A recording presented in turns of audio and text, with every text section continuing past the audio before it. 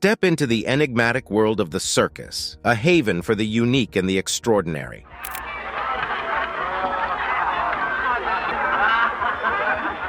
This video uncovers the stories of 10 actual individuals who, due to various reasons, often physical differences, were labeled as circus freaks. Number 1. Schlitzie, the Pinhead. The circus world has witnessed countless unusual acts over the years, but few performers were as uniquely memorable as Schlitzie, known popularly as the Pinhead.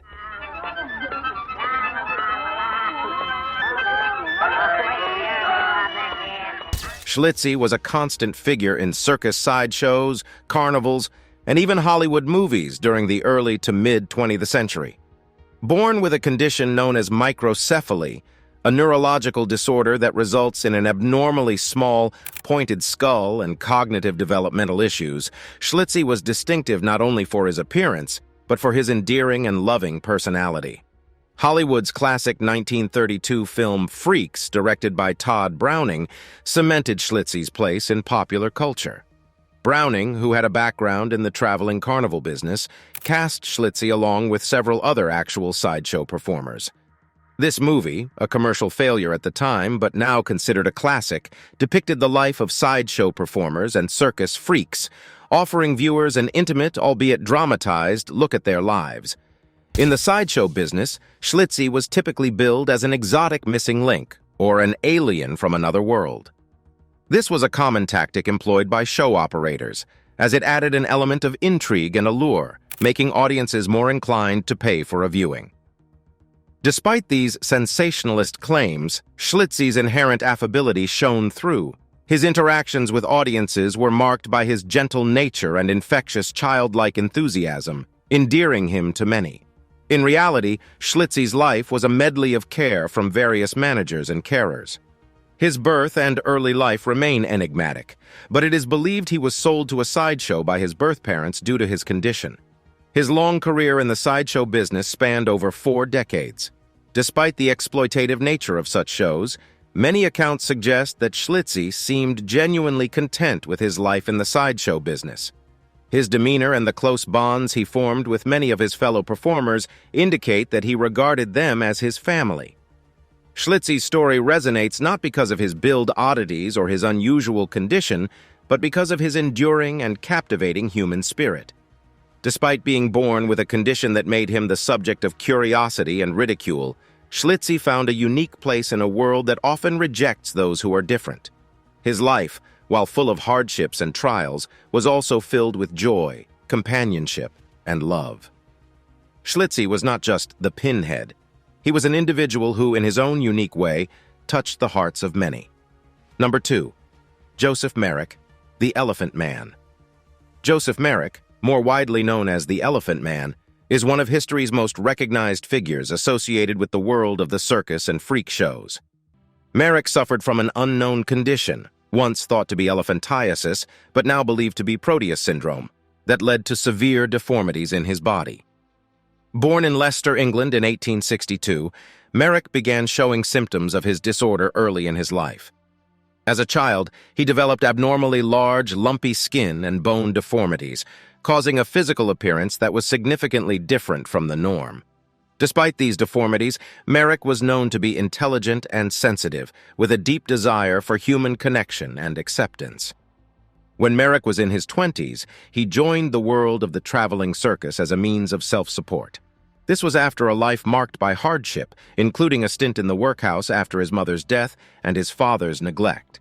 In the circus, Merrick became the Elephant Man, a moniker referencing the large, rough growths on his skin reminiscent of an elephant's hide. His time in the circus was challenging, involving long hours of display and frequent public scrutiny. However, it provided Merrick with an opportunity to survive independently and allowed him to meet a variety of people, some of whom played critical roles in changing his circumstances. One such individual was a surgeon named Frederick Treves. Upon seeing Merrick in a sideshow in London, Treves was moved by the young man's plight and arranged for him to be admitted to the London hospital, where he would be cared for until his death. Despite the discomfort and humiliation that Merrick had suffered during his time in the circus, he spoke of it without bitterness. He was aware that his appearance brought people to the show and provided him with an income he otherwise would not have had. Merrick's life at the London hospital was dramatically different from his time in the circus. There, he was treated with kindness and respect and lived in relative comfort until his death. He was visited by high society individuals, including the actress Madge Kendall and Alexandra, Princess of Wales. These relationships offered Merrick a level of social acceptance and companionship that he had never previously experienced. Merrick's story is an arresting reminder of humanity's capacity for both cruelty and kindness. Despite his life's harsh circumstances, he displayed remarkable resilience and dignity. He was not just the elephant man of the freak show, but a man of profound depth and sensitivity, enduring his life with grace. Merrick's legacy continues to resonate today, reminding us of the importance of empathy and the fundamental humanity that lies within us all, regardless of our physical appearances. Number 3. Chang and Eng Bunker, the original Siamese twins. Born in 1811 in Siam, now Thailand, Chang and Eng Bunker were the most famous conjoined twins of their time, and perhaps even to this day. Their fame was such that the term Siamese twins entered the English language as a synonym for conjoined twins, owing to their birthplace. Physically, they were joined at the sternum by a band of flesh, cartilage, and their fused livers, although they were two completely distinct individuals in terms of personality and temperament. At a young age, the brothers were discovered by a British merchant, Robert Hunter, and an American sea captain, Abel Coffin. They saw potential in the unique spectacle that the twins presented and contracted them into the sideshow business. At the tender age of 17, Chang and Eng started their career as exhibits in sideshows, carnivals, and later, their own touring showcases. They became international celebrities, drawing in large crowds wherever they performed. Contrary to the dehumanizing aspects of freak show culture, Chang and Eng managed to amass considerable wealth during their career. They were smart businessmen, negotiating contracts and managing their brand. They eventually gained control over their act, which allowed them more autonomy and dignity than many of their contemporaries in similar positions. After a successful career in show business, Chang and Eng retired to North Carolina in the United States. There, they adopted the last name Bunker and led surprisingly conventional lives. They became American citizens, bought property, and even owned slaves, a dark and controversial aspect of their history. Both brothers married sisters, Adelaide and Sarah Yates, and fathered a total of 21 children, several of whom accompanied them on their later tours. What makes the Bunker twins' story remarkable is not just their unique physical bond, but the extraordinary lives they led in a time of heightened racial and cultural prejudice. Despite their status as perpetual outsiders, they managed to carve out a space for themselves in society and were astute enough to turn their physical difference into a lucrative career. Their lives raise complex questions about identity, integration, and exploitation. They existed in a state of constant negotiation between their Eastern origins and Western lives, their individual identities and their physical union, and their exploitation in freak shows and their agency in manipulating such spaces for personal gain. The Bunker twins passed away on the same day in 1874, fittingly together till the end. They are remembered not just for their distinctive physicality, but for their resilience, adaptability, and the unprecedented life they forged in the face of societal adversity. Even more than a century after their death, the lives of Chang and Eng Bunker continue to captivate, serving as a potent reminder of the multifaceted nature of the human condition. Number 4. Grady Stiles, Lobster Boy. Grady Stiles Jr., better known by his stage name Lobster Boy, was a prominent figure in the mid-20th century freak show circuit. Stiles was born with ectrodactyly, a rare congenital condition that causes malformation of the hands and feet, often giving them a claw-like appearance. Stiles was a part of a lineage of lobster people, with his condition dating back to the 1840s in his family. When he was born in 1937 in Pittsburgh, Pennsylvania, it was no surprise that he would follow in the footsteps of his ancestors, performing in sideshows from a very young age. His unique hands and feet, resembling lobster claws, became his defining feature and the source of his livelihood. Styles' life, however, was far from the simple narrative of a man with a physical deformity earning his living in the only way available to him. In stark contrast to many of his contemporaries, who are often remembered for their kind hearts and resilience, Styles was infamous for his violent and unpredictable behavior. Throughout his life, Styles struggled with alcoholism, a battle that often fueled his violent tendencies. This aggression was not limited to verbal outbursts. It manifested in physical violence towards his family, culminating in the murder of his daughter's fiancé. Styles's actions led to him being shunned by the sideshow community, a group known for accepting those who society had rejected. Despite being convicted for his crimes, Styles never served prison time due to the inability of prisons to accommodate his physical condition. Instead, he was given 15 years probation, during which his violent tendencies continued. This eventually led to his own murder in 1992, orchestrated by his wife Maria and hired hitman Chris Wyant, signaling a tragic end to an already troubled life. Styles's story is a dark and complex chapter in the history of the circus freak show. His life serves as a potent reminder that the world of the freak show was not always one of acceptance and camaraderie, but could also be a place of manipulation, violence, and tragedy. Styles is remembered not just for his unusual physicality, but also for the destructive path he blazed. His tale underscores the reality that behind the spectacle of the sideshow, the performers were real people, each with their own stories, struggles, and, in Styles's case, demons. His story emphasizes the need to look beyond the physical deformities that initially define these performers to see the diverse and complex human experiences that lie beneath. Number 5. Julia Pastrana, the Bearded Lady. Julia Pastrana, often billed as the Bearded Lady or the Baboon Lady, was a significant figure in the 19th century sideshow circuit. Born in Mexico in 1834, she suffered from two rare genetic conditions: hypertrichosis, which caused excessive hair growth across her body, and gingival hyperplasia, which thickened her lips and gums. From an early age, Pastrana's unique appearance made her a subject of curiosity. After being sold by her uncle to a circus, she traveled to the United States where she met Theodore Lent, a showman who would become her manager and husband. Lent recognized the lucrative potential of Pastrana's appearance and showcased her in a series of exhibitions across Europe and North America. Her performances often included singing and dancing, revealing her to be a talented performer with a beautiful singing voice, in stark contrast to the spectacle made of her physical appearance. Despite being marketed as the ugliest woman in the world, Pastrana was a fluent reader and speaker in 3 languages, and was known for her intelligence and gentle personality. Yet, she was exhibited as a freak, with audiences captivated by her unique visage. The exploitation of Pastrana did not end with her premature death in 1860, following complications from childbirth. Her husband, displaying a chilling lack of ethics, had her body and that of their newborn son, who inherited her conditions and died shortly after birth, embalmed and displayed. Their mummified bodies were showcased in exhibitions for over a century until they were finally laid to rest in Pastrana's native Mexico in 2013. Julia Pastrana's story is a deeply poignant narrative of exploitation, objectification, and commodification. Throughout her life and beyond, she was denied the agency and respect that she deserved as a human being.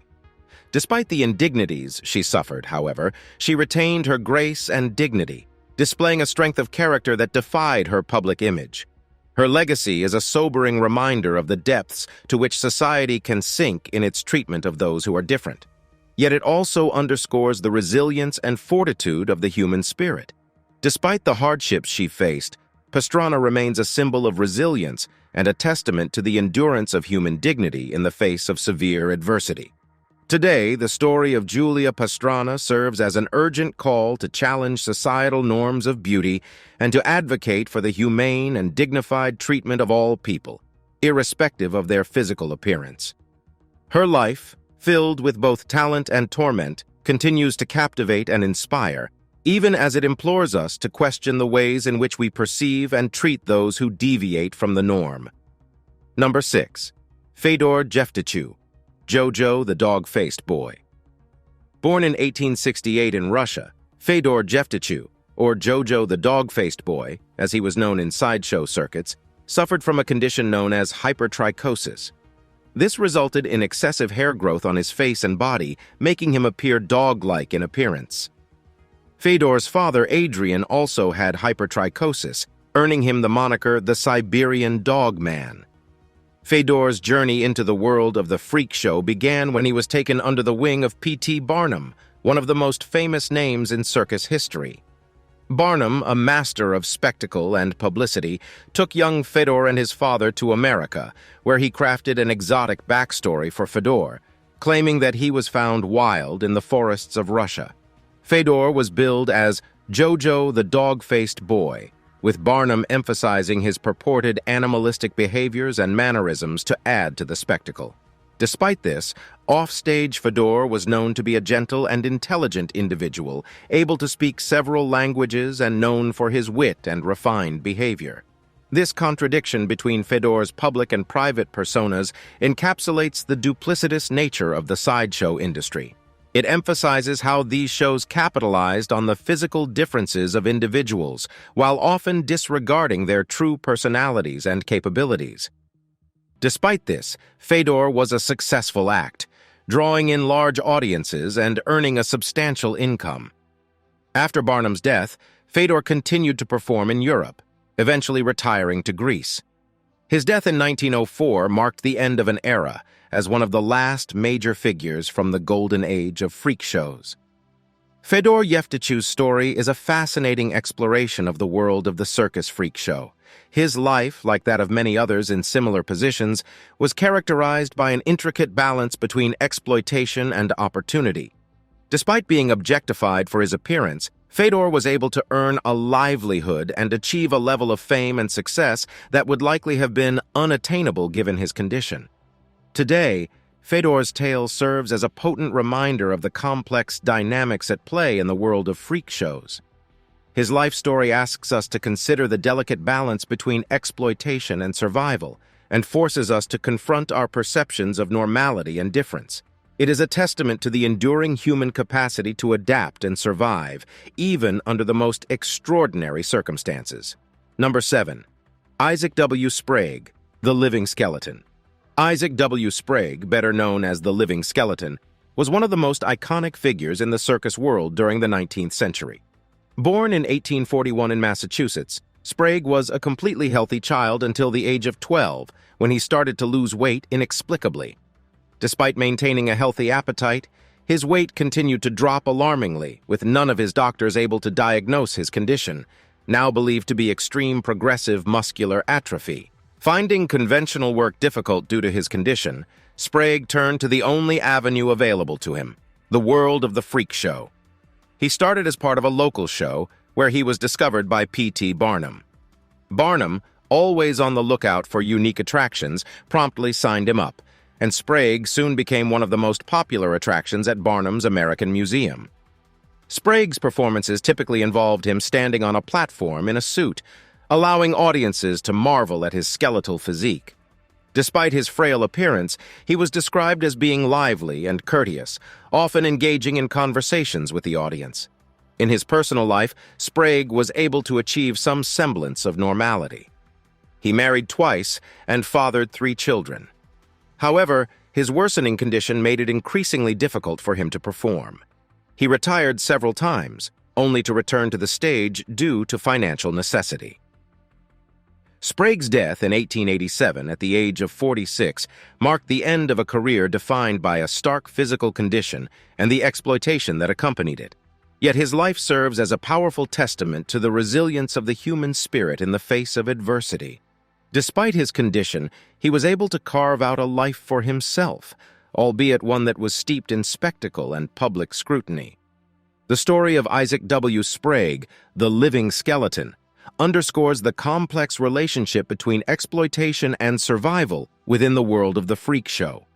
Like many of his contemporaries, Sprague was compelled to turn his physical difference into a spectacle in order to survive.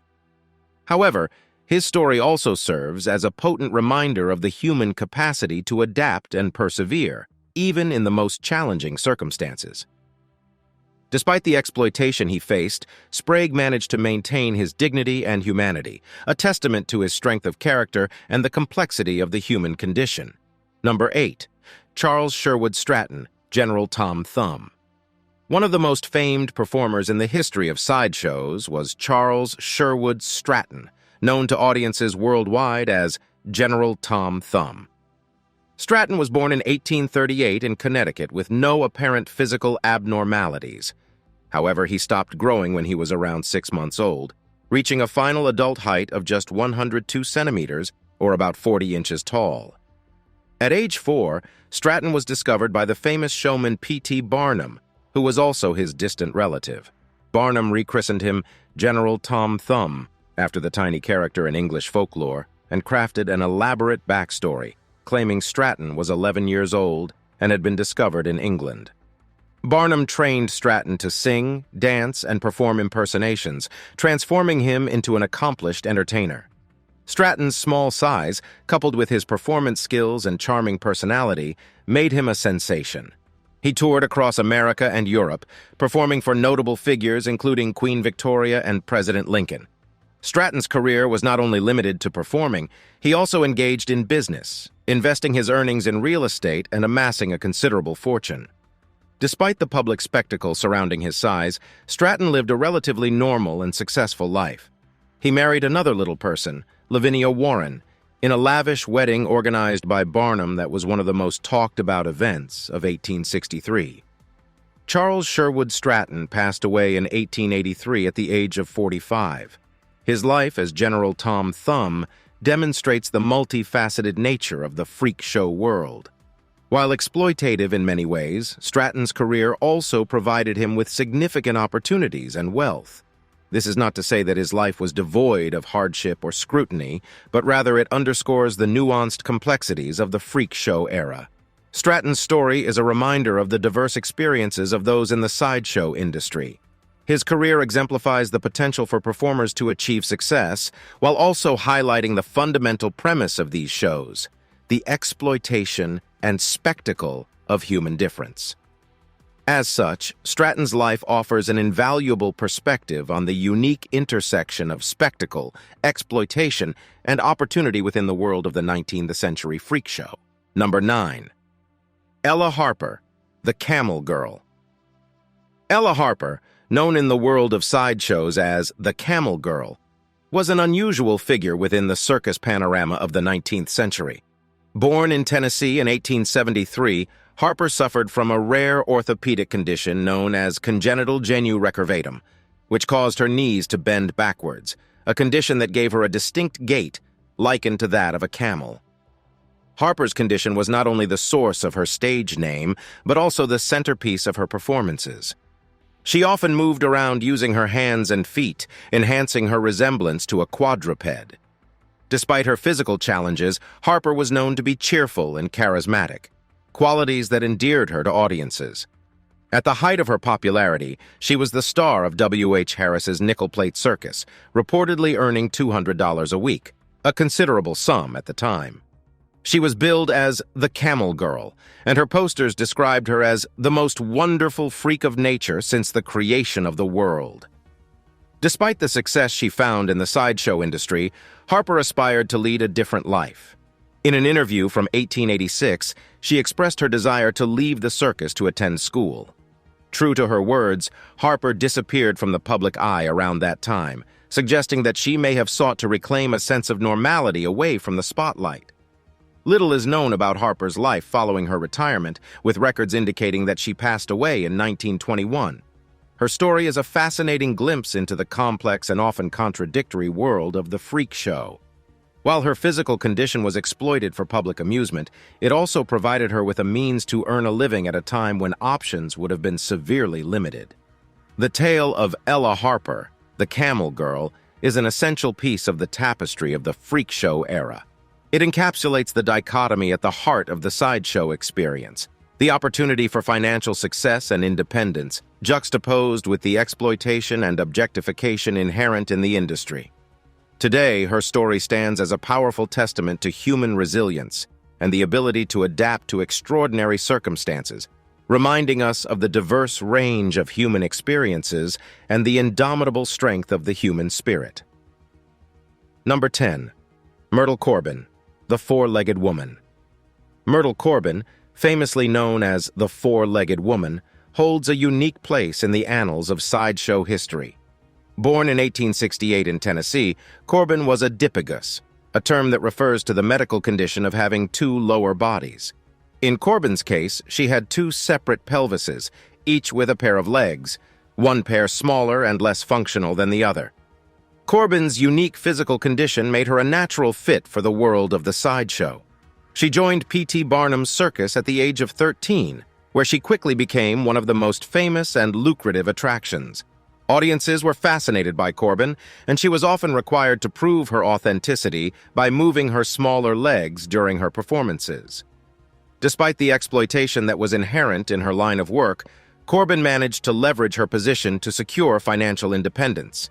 She reportedly earned as much as $450 a week, a substantial sum during the late 19th century.